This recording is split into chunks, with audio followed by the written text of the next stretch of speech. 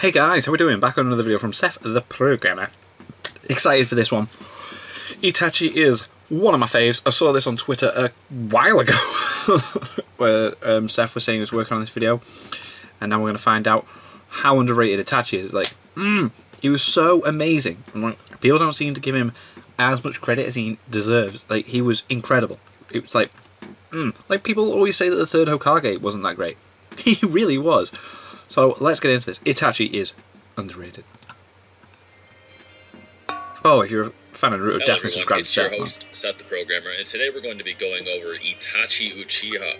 Now, I've had a pretty long chain of Naruto videos over the years, and arguments always evolve, Itachi being especially not immune to this. In fact, I would go on to say that Itachi is actually surprisingly underrated, if anything. Now, obviously, every obsequious fandom has its over-exaggerated expectations of a character. Some people think Itachi would solo all Shippuden by himself and would destroy most other fictional universes single-handedly and is the solo god of Naruto, mainly simply because of Edge.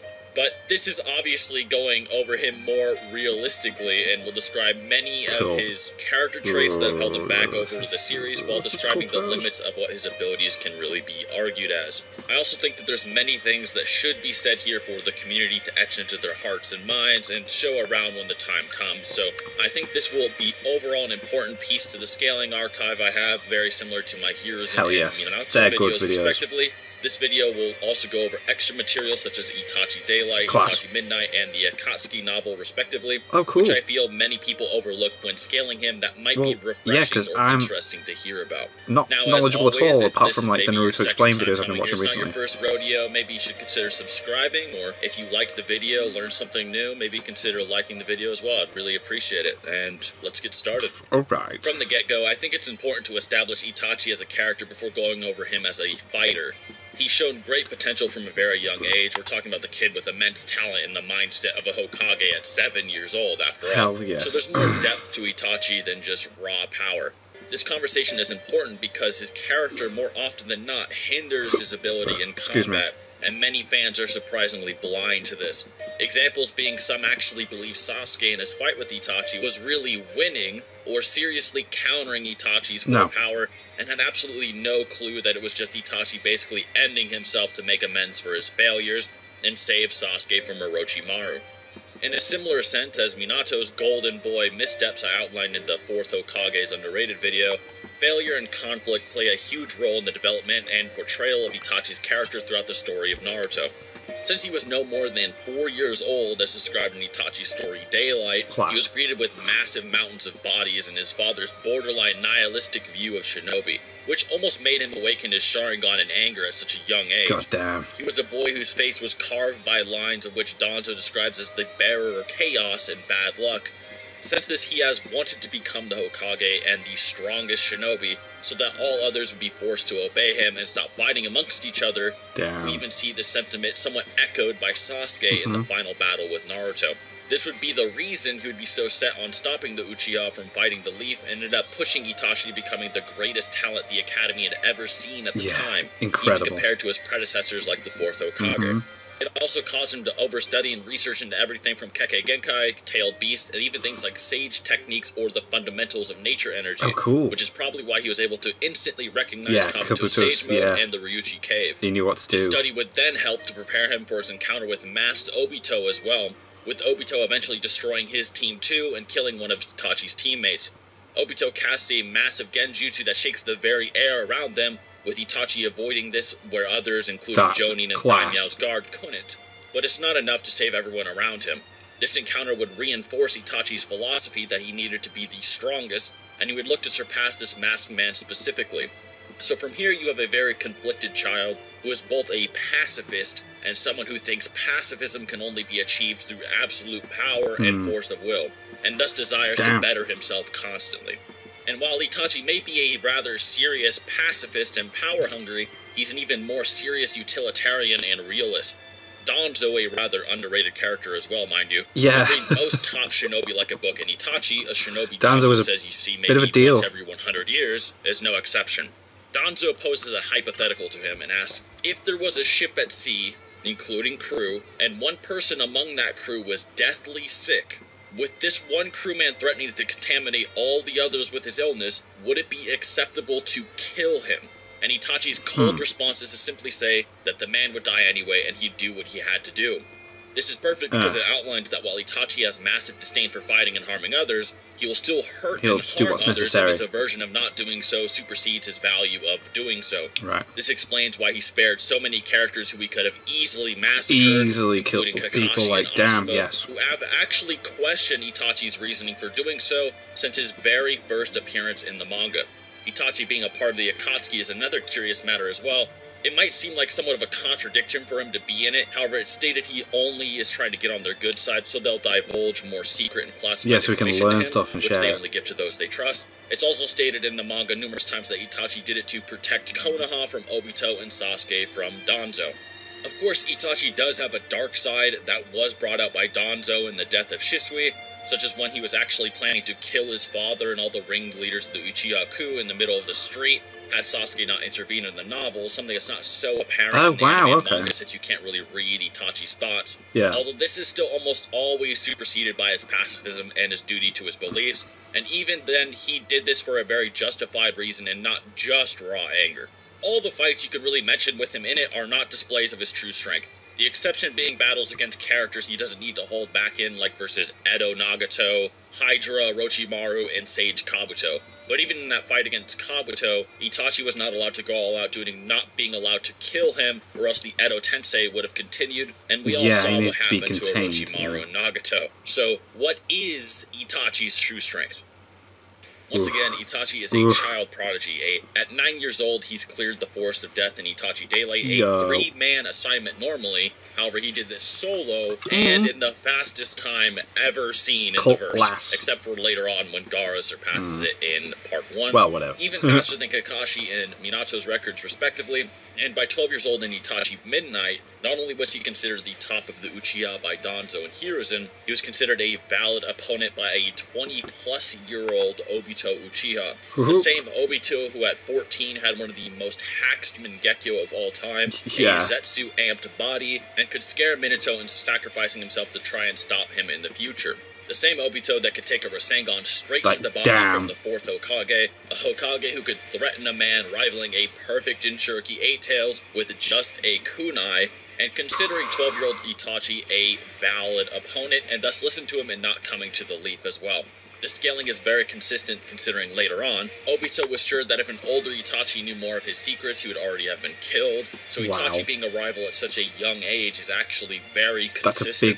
Many people get confused by this because it's stated by Kakashi that Itachi became an Anbu general at 13, although this is more than likely due to Hiruzen and Danzo boosting his age so that people wouldn't question him joining rather than a that is interesting. Which they debated about.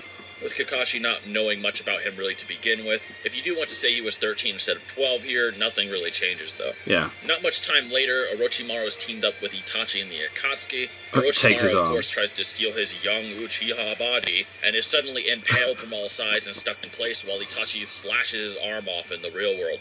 Many people get this confused with Tsukuyomi, but this is actually just Itachi's normal Sharingan Genjutsu, the Demon Illusion Shackle Stakes. This would then scare Orochimaru so bad that he would never come for Itachi again until he thought he was near death against Sasuke, and blatantly claimed that Itachi was stronger than him even during Part 1 and after his Akatsuki days.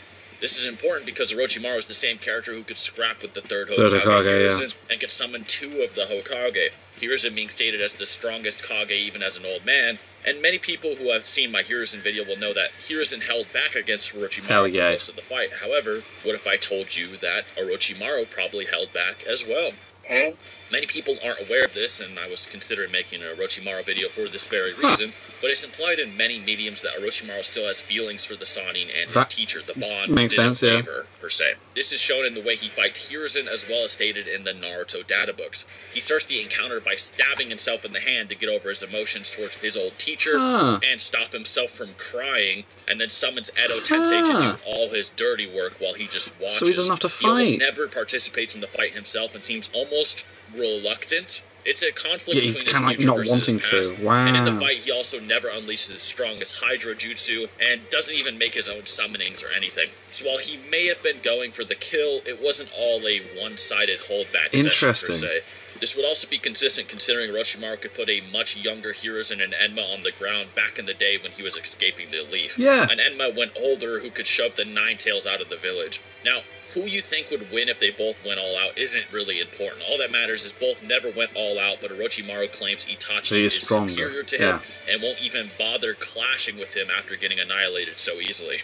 Itachi would then play villain and allow Sasuke to kill him in their final battle, and even when deathly sick and basically blind, he destroys Orochimaru one last time with 0 difficulty and bids farewell.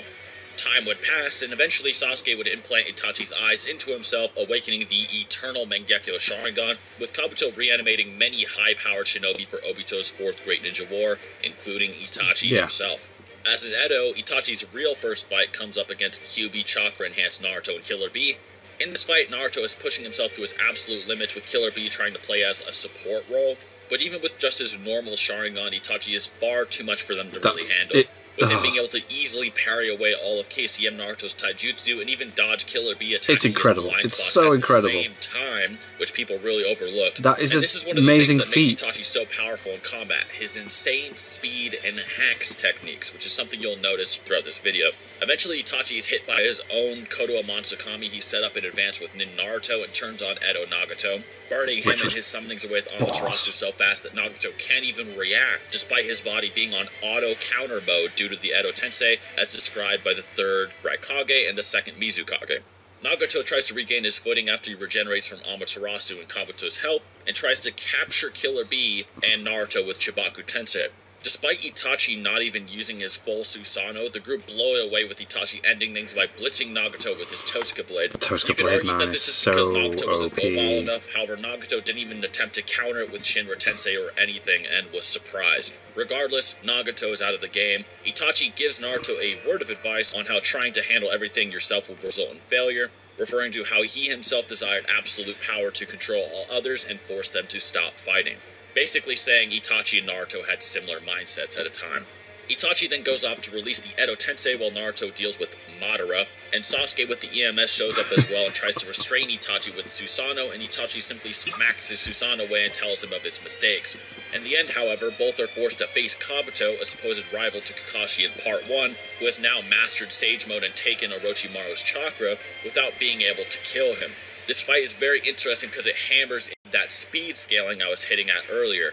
Kabuto dodges many of Sasuke's attacks, and Itachi is often having to defend Sasuke. He also somewhat resists things Sasuke can't, such as the Sage Art White Rage technique. He's kind of protecting him at the same time. In the end, he puts Kabuto in an infinite loop known as the Which is Izanami so and bids good. farewell So after cool. releasing the Edo Tensei. The scuffle is insanely important because Sasuke gets no amps from here until the war, yet EMS Sasuke is able to fight alongside mastered KCM Naruto. When Naruto first obtained Kyuubi Chakra mode, he's able to blitz by the 4th Raikage at full speed, when some calculating it anywhere from the feat requiring several to 72 times greater than the Raikage's speed. But that's just the base Kyuubi Chakra mode, not the mastered variant one he employs later. The mastered variant is impressive because it surpasses even the full KCM2 mode with his cloak when he first uses it against Obito in the Tailed Beast. This is due to the fact that Obito is actually able to restrain a KCM2 clone and avoid many of its attacks, with Madara outright just manhandling him with a wood style. Whereas later, after Neji's death and far more mastery of Kurama's chakra, Naruto is deflecting and dodging attacks from his blind spots from Rinnegan Obito and Edo Madara at the same time, while also protecting the entire Shinobi Alliance by himself. And then EMS Sasuke just comes in and is a rival to this Naruto and blatantly competes with his Rasen Shuriken with just his Amaterasu, and then can fight side by side him. At one point, EMS Sasuke even threatens to incinerate the entire Ten Tails into ash, and Naruto yells at him to stop. So the fact that Itachi scales to this is extremely telling. Now, as I said before, Itachi is a speed-based character with many hacks and one-shot techniques, so even if you were to say that Itachi is only rivaling Sasuke in speed, even though he is able to deflect his Susanoo, and his Amaterasu is considered necessary next to Sasuke's versus Kabuto, it doesn't really change Itachi's plan in battle.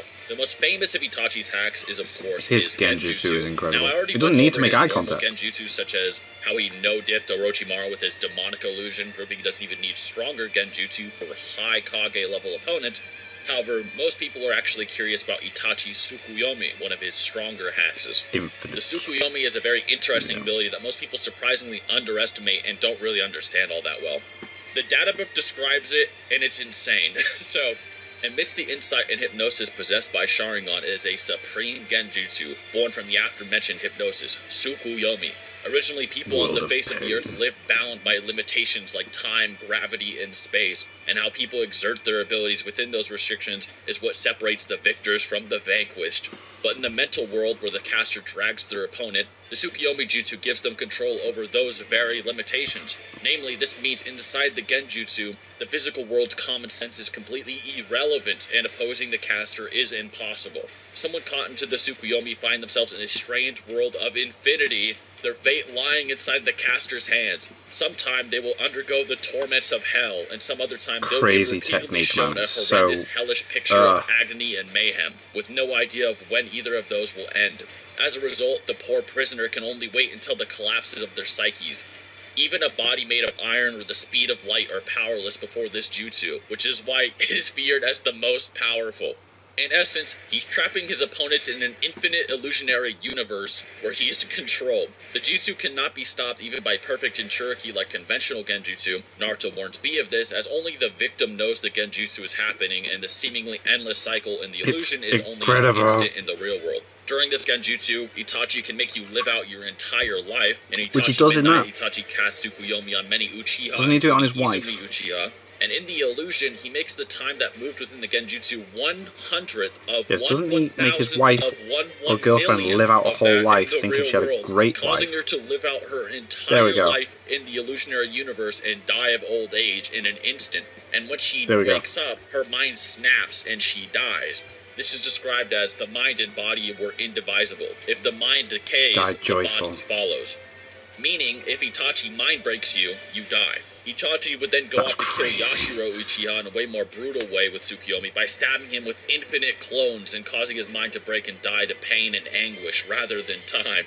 His next most popular hacks instead of abilities are that of his Armored Susanoo. His Armored Susanoo is unique because it is not simply a shield to cover his body, but one that has obtained particularly legendary and powerful weapons to enhance his abilities beyond their norm. These being the Totsuka Blade and the Yada Mirror. There we go. Which are described as the 10-handed blade that can cut down any foe in his right hand, and the shield that can deflect all attacks in his left.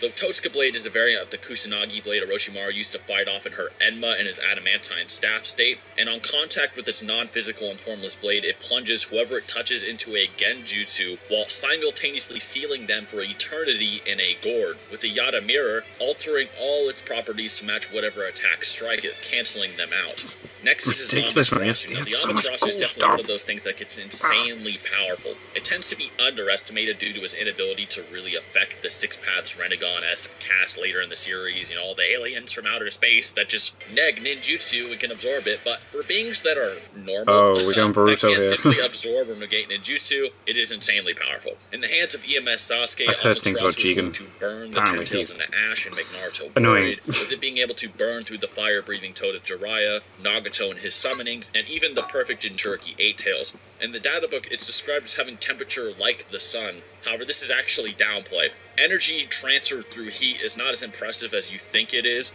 The core of the sun itself only emits energy comparable to around 1,000 tons of TNT per second. It only does that. And for those that don't know, say destroying the Earth is like 10 to the 32 joules of energy, right? And this is nothing in comparison. However, 1,000 tons of TNT would still tear apart several city blocks, but is far behind even characters like Datara and the weaker Tail Beast.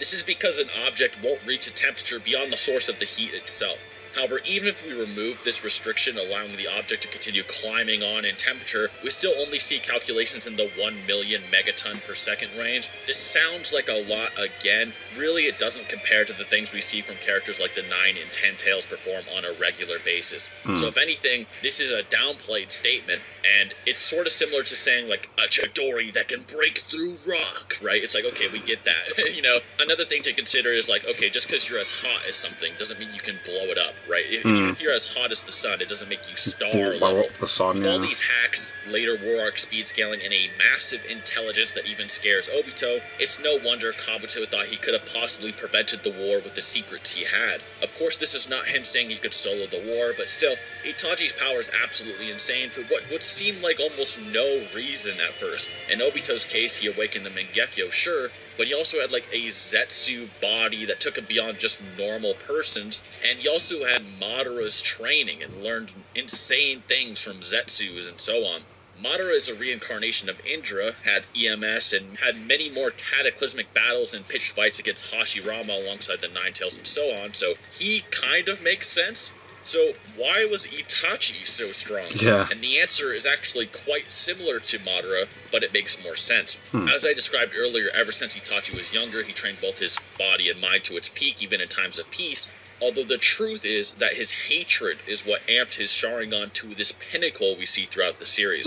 This is described by both Tobirama and in the Sakura light novel. The Sharingan taps into the power of their heart, but also into their hatred, and amplifies the ocular powers of an Uchiha depending on it. After reluctantly slaughtering the entire Uchiha with tears in his eyes, Itachi would get a massive amp. Massive conviction and will increases its powers as well. Itachi would then have to live with this for almost a decade straight, holding his tongue and biding his time. Perhaps this massive surge of power is similar to how Darth Vader was described in the Expanded Universe versus Darth Maul, whereas Darkseid was actually amped by the power of hating himself. In a similar sense, Itachi's power, the man who wanted his brother to kill him so that he could make amends for his failure, comes from his outstanding conviction and his self-hatred. Anyways, guys, that is the video. I hope you all enjoyed. I think this will be a pretty solid addition to any Itachi scaling you have out there, and if you did think so, please leave a like. As I said before, I really do appreciate it. Now, of course, there's some other things to talk about, like, didn't Hashirama say that Itachi was a better shinobi? And it's like, okay, first of all, he doesn't know how strong Itachi is. He's just talking about his personality and integrity as a shinobi, not his strength or anything. But other than that, guys, really do hope you enjoyed, and till next time. Class. Yeah, we got the outro. I'm so glad we got to see that. Ah! Beep. Beep, beep, beep. Beep. Beep, beep, beep. Itachi was a monster. A monster. Beep, beep, beep. That was class. Yeah, you should check out his third Hokage and the Minato on the fourth Hokage. Boss videos. That was very cool. I like it.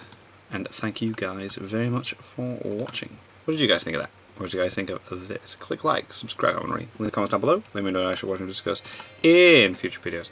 And I'll see you guys. Hello everyone, it's your host, all of you guys. Seth the Programmer, and today we're going to... YouTube's gone crazy. Next time. I nearly had the perfect outro.